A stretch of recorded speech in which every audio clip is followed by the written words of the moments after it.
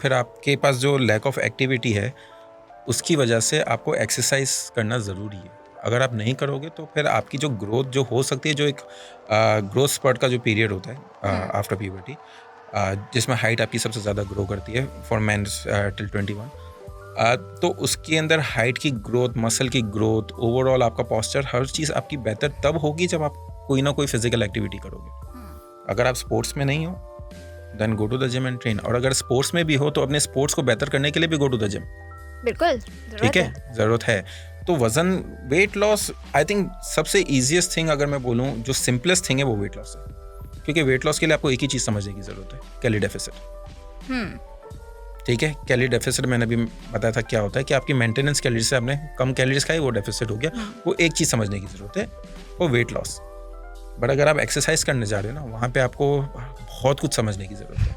आपको proper technique समझने की ज़रूरत है, आपको अपनी मसल एनाटॉमी समझने की ज़रूरत है, आपको कितनी एक्सरसाइज करनी है वो भी समझना है, उसकी रिकवरी भी समझनी है, बहुत सारी चीज़ें समझनी है। तो weight loss very simple thing.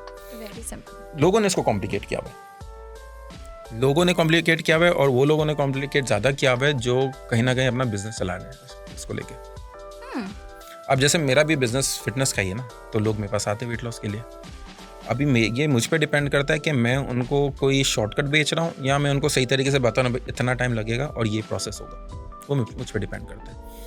अभी इंडस्ट्री जिस तरीके से चल रही है वहाँ पे शॉर्टकट बेचने वाले लोग ज़्यादा हैं और सही तरीके से सही डायरेक्शन देने वाले लोग कम हैं। यहाँ पे प्रॉब्लम है। ये कोई प्रॉब्लम नहीं कि किसी को अगर समझाना होता है ना कि आपको डेफिसिट मेंटेन करना है, बट क्योंकि ऑनलाइन अगर आप देखो तो इतनी चीज़ें आपको नज़र आती है, या फिर आप किसी और जगह से अगर होके आए वहाँ के कुछ कॉन्सेप्ट्स हो गए आपके दिमाग में, तो वो समझना थोड़ा मुश्किल हो जाता है लोगों के लिए। कॉम्प्लिकेटेड हो गया क्योंकि वो फिर एक ट्रस्ट इश्यूज आ जाता है कि यार जो मैं बोल रहा हूँ वो सही है कि नहीं है। मैंने बोल दिया यार 20 kg 1 साल में जाके लूज़ होगा, 1 साल तक मुझे एक्सरसाइज करनी पड़ेगी। किसी और ने बोले था यार कि मैं तो 2 महीने में करवा दूंगा, तो एक कंपैरिजन आ जाता है ना कि वो मुझ पर ट्रस्ट क्यों करेगा।